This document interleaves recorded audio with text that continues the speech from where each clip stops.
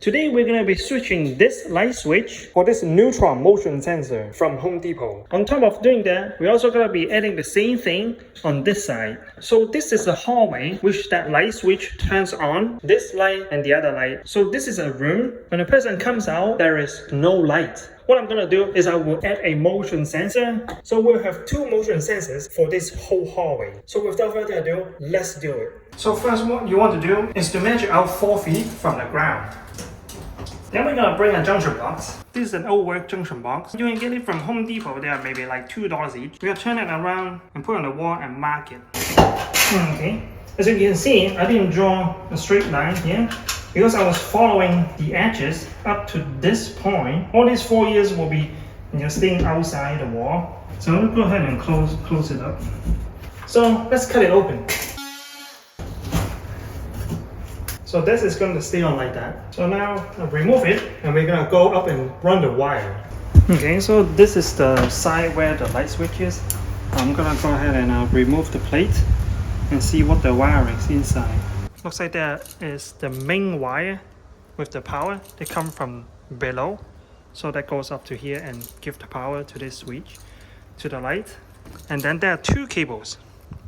There are two cables individually going to each of the lights. We have the current light switch box, and then we have the new switch box, and then we have two lights. So the current wiring is we have the power, and then that goes to a switch, right?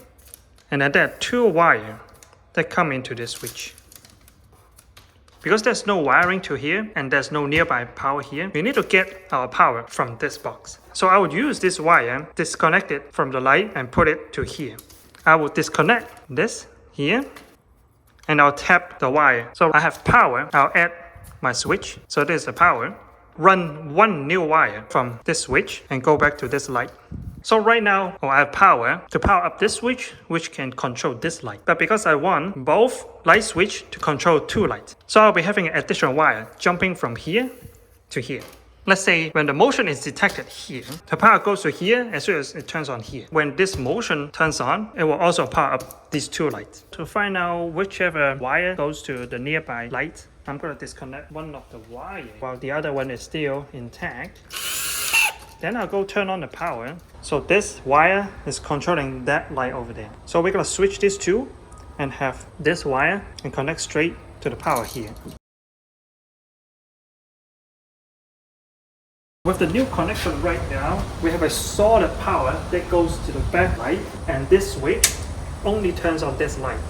So with our plan right now, we'll be using the 14-2 wire. So let's go up to the attic and run two wires down to here. This wire that is going to the current reset lighting. Now this is the power cable. This cable needs to go down to the box. And I drill a hole right in the middle of the stud. When I look down, I see the electrical box hole that we just cut. We'll be running down two cables. So I'm gonna catch from the bottom side. Alright, and then we're gonna run a second cable. So let me bring you down so we can see what is going on downstairs. Okay, so we have one of the cables out.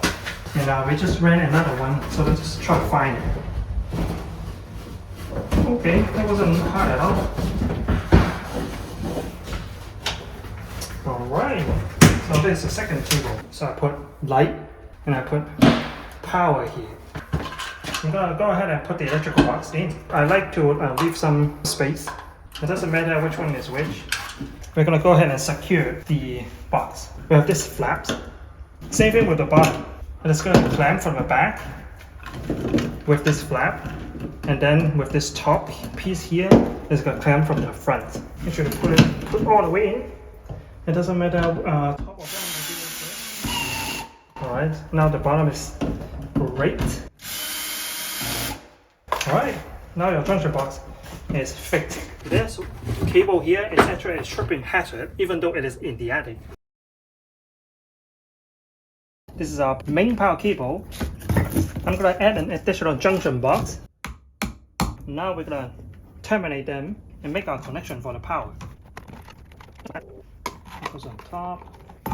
Follow the same color cable, twist it until it is like kind of stuck. Right now we can hide it inside the junction box. So with the current results, I want to show you what it looks like when I have a regular switch on here. This light switch turns on this light over here, and there we go to this switch, which the light doesn't turn on. We're gonna turn this on, and the light turns on here. So now we're gonna jump a wire from this light to that light over there. A new wire that comes from there, going through here. Okay, and then it's gonna follow, going down into this box. So I had a cable jump from here to here, another original light switch cable that goes straight to the light. I have it junction off in this box. So what happened is either switch turns on, both light turns on. So that is exactly what we want. We are finally going to install our motion sensor on both ends. Let's go ahead and turn off the switch. Use the scissors to open it up.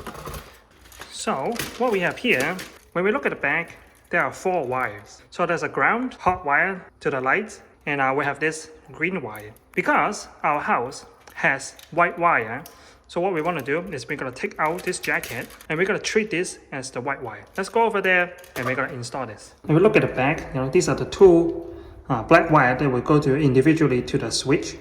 And then we have this ground cable, so they will all go together with that ground, and then we have this white cable.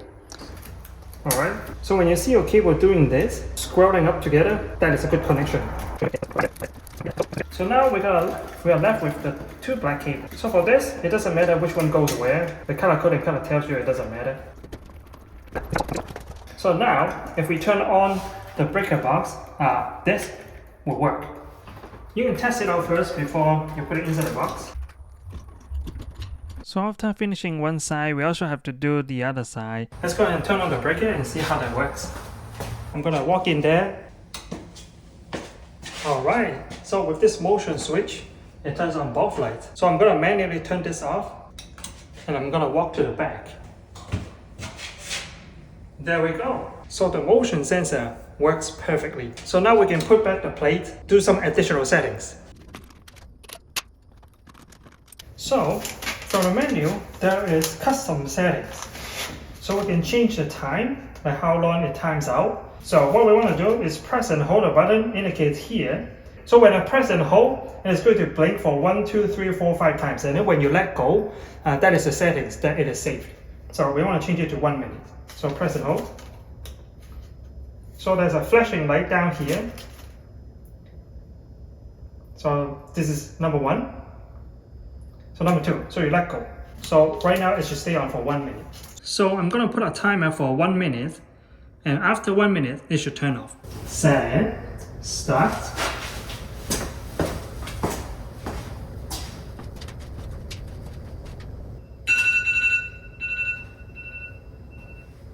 Alright, so that was it. So when you come back, the light turns on for 1 minute.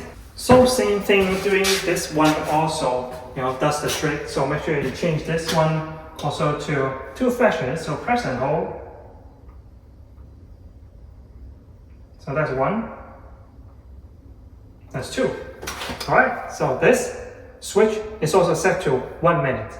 So that is it for today. That has been the LUTRON motion sensor installation with 2 different locations controlling 2 different lights. So if you like this video, make sure you to smash the like button for the almighty YouTube algorithm. I'm going to also leave the link down below for Home Depot purchase. Thank you again so much for watching, and I will see you in the next video. Shh.